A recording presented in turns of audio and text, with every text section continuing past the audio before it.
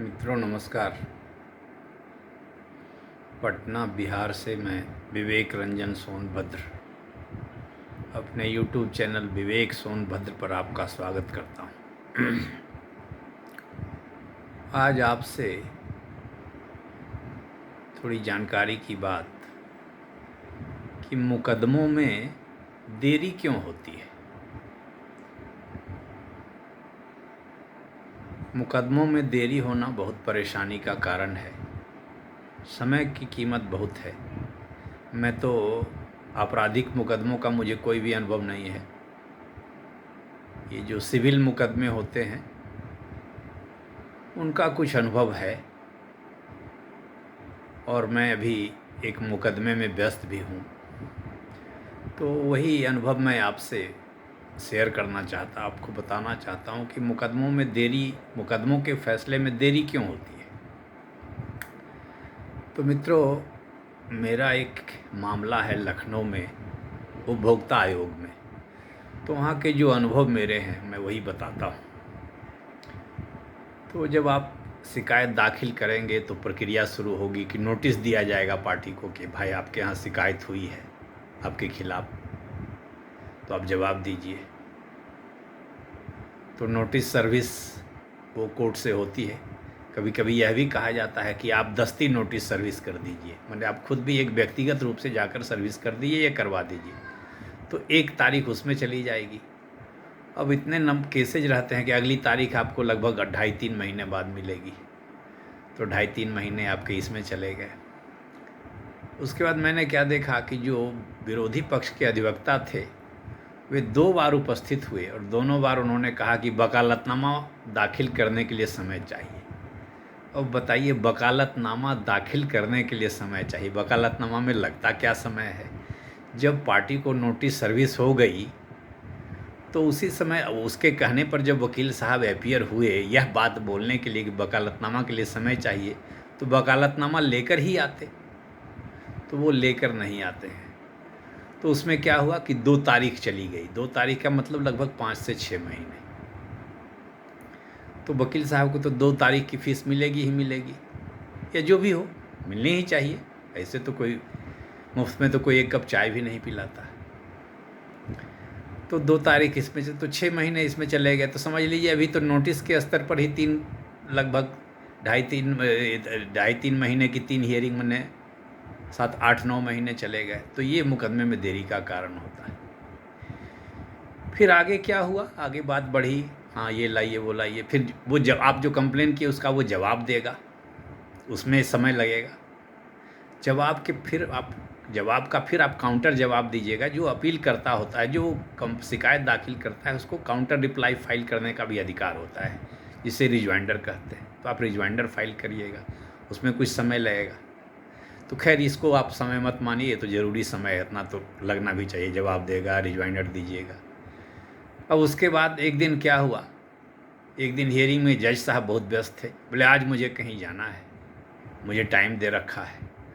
तो 11 बजे से हियरिंग शुरू हुई, कुछ 2-4 हियरिंग होते होते 12-1 बजे 10-20 हियरिंग होते, जो भी हो। हियरिंग क्या हुई, डेट डालना, ये डालना।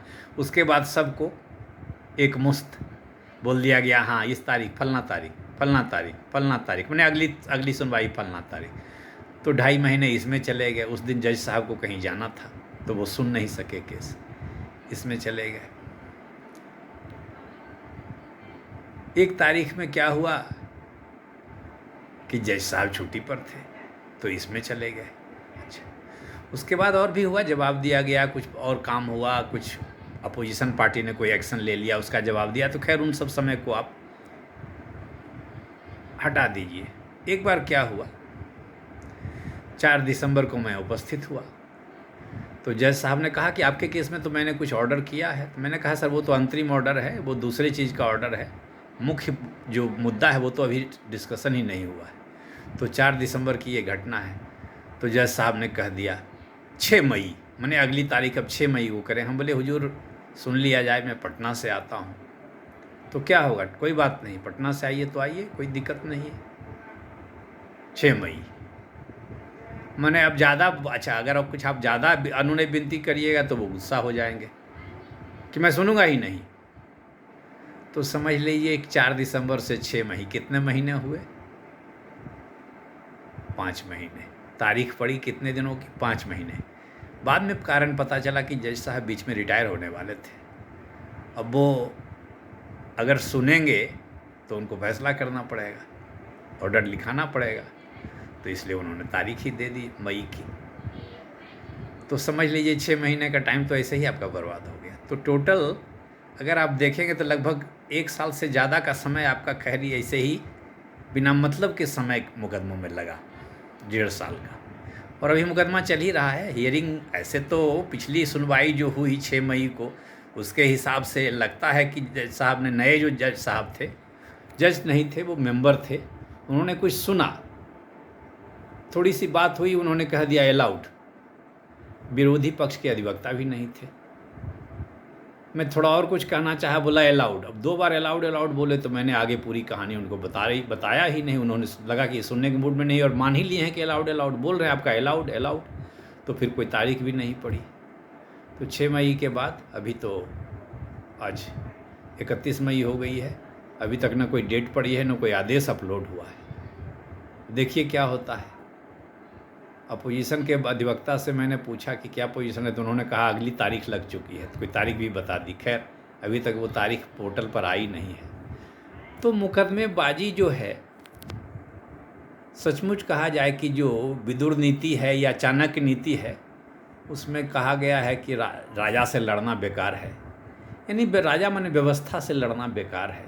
आप किसी तरह समझौता करके खुश रहना चाहते हैं, रह सकते हैं, तो वही काम करिए। मुकदमेबाजी नुकसान का सौदा है, समझौता कर लेना ही बेहतर सौदा है। हाँ, अगर कोई मुद्दा है और आप मुद्दे से अड़े रहना चाहते हैं कि आर या पार, या जो नीति होगी उसी पर मैं अडिग रहूँगा, तब तो खैर आपके लिए तो फिर हिमाचल पर्वत, वो हिमालय पर्वत भी आपके सामने टिक नहीं सकता है, वो अलग बात है। फिर तो आप लड़ते रहिए, कोई दिक्कत नहीं है। जब मुद्दों की बात है और लड़ना ही लड़ना है, चाहे आंधी आए या तूफान, यार खड़े हैं सीना तान, तब ठीक है। तो मुकदमेबाजी यही सब है। ये वकील साहब के नाज नखड़े, जज साहब के नाज नखड़े, तो मुकदमों में देरी का ये सब भी कारण है। या अपोजिशन जो आपका है उसके नाज नखड़े, किसी न किसी से एडजमेंट लेना है, केस करने वाले को थका देना है। मेरी जो लड़ाई है ये एक केंद्र सरकार की एक संस्था के खिलाफ है। तो उस संस्था के घर से तो कुछ पैसा लगता नहीं है, उस ट्रस्ट है, जो उसके सदस्य लोग हैं या जो उसके बेनिफिशियरी हैं, उनके पैसे से वो केस लड़ती है। और उसको क्या लेना देना है कौन केस हारे कौन केस जीते, या जीतेंगे ही जीतेंगे, क्योंकि हमारी कितनी ताकत है उसके खिलाफ, क्योंकि वो तो सुप्रीम कोर्ट तक जाएंगे। तो वो आश्वस्त रहते हैं कि अगला जो है वो तो हारेगा ही हारेगा, या थक जाएगा या मर जाएगा। तो मुकदमेबाजी में देरी का यह कारण भी है। तो हुजूर मेरे बहनों भाइयों, आप समझें कि मानवीय मूल्यों की दुनिया में कोई कदर नहीं है। चाहे वो ट्रंप साहब कुछ बोले, यूरोप के पत्रकार और विद्वान लोग कुछ बोले, भारत के विद्वान और पत्रकार और न्यायविद लोग बोलें कि जनता के साथ न्याय होना चाहिए, कुछ होना चाहिए, या प्रधानमंत्री बोलें या चीफ जस्टिस बोलें कि जनता के साथ न्याय होना चाहिए, जनता जनार्दन है।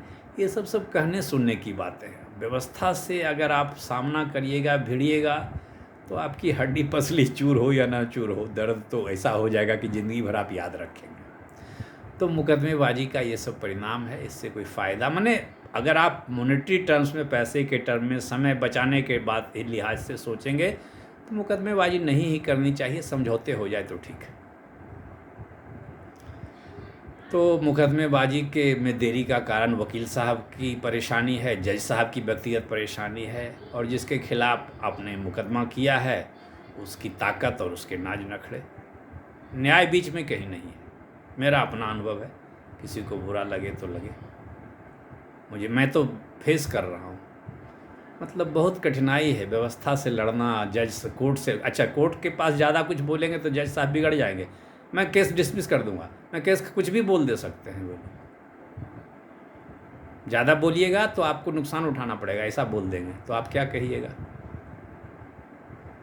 तो ठीक है मित्रों, वीडियो मैं डाल नहीं पा रहा हूँ, कुछ व्यस्त और कोई मुद्दा भी नहीं मिलता है। ये राजनीतिक जो मुद्दे हैं इस पर क्या बोला जाए। जैसे बिहार की राजनीति, उसमें क्या बोलना है, यहाँ जाति परिवार और अनसंठी है, तो फिर इस पर क्या अच्छा चीज़ कुछ बोला जाए। जंगल राज तो ये पलायन, और जबकि ये सब कुछ रुकना नहीं है, आज भी जंगल राज वाली ही हालत है। तो मैं राजनीतिक मुद्दे पर ज़्यादा बोलता नहीं हूँ और बोलने की ज़रूरत भी नहीं, आप भी सब समझते हैं, इसलिए वीडियो नहीं बन पा रहा है, वीडियो नहीं आ रहा है। खैर, उसके लिए खेद है, लेकिन आप सजग रहें, सतर्क रहें, व्यवस्था को पहचानें, अपना हित सुरक्षित रखें। लेकिन हाँ, अगर आप हर जगह समझौता ही कर लेंगे तो जो गलत लोग हैं वो आप पर हावी ही होते रहेंगे। इसलिए सत्य की लड़ाई अगर हिम्मत है तो लड़ना चाहिए, नहीं हिम्मत है तो कोई बात नहीं। भगत सिंह सब लोग तो बन नहीं सकते, महात्मा गांधी सब लोग बन नहीं सकते। धन्यवाद, नमस्कार।